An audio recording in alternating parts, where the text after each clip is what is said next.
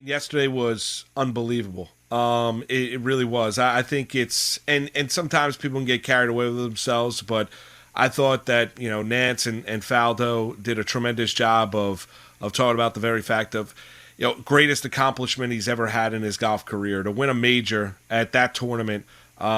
Which is all talk about the difficulty of it. Brandel Chambly joined us from the Golf Channel last week on Wednesday.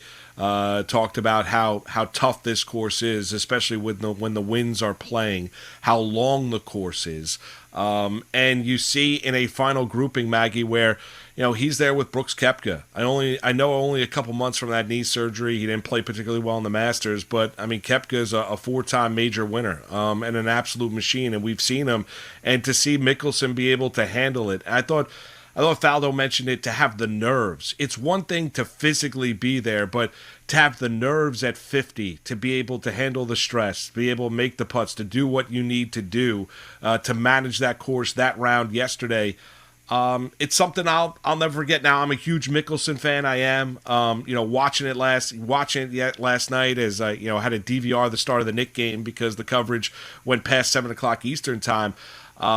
I couldn't get enough of it. I mean, from the crowds and the security down there at Kiwa Island lost containment to them swarming behind him and Yes. Koepka and everything to the over of the final green. I wanted to see him make that last putt. He ended up two putting to win the tournament on the 18th. It's just something that it's one of those moments that I think translates.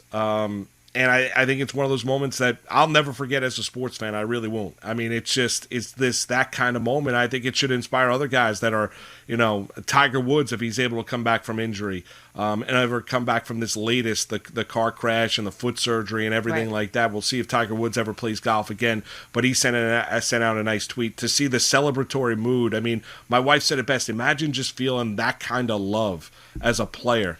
Because that's what Mickelson felt. I mean, it just is. I mean, everybody and their mother, all the cameras being up, they're cheering him on afterward, getting hugs from John Rahm and Ricky Fowler and all these other golfers, Louis Oosthuizen. Not a particularly warm embrace with Brooks Koepka, but still, to get the congratulations from Brooks Koepka as well, it was just a remarkable accomplishment for a guy that has been there. We know has never won a U.S. Open. He's now going to get into the next, 4 or 5 U.S. Opens after the victory in the PGA over the course of the weekend.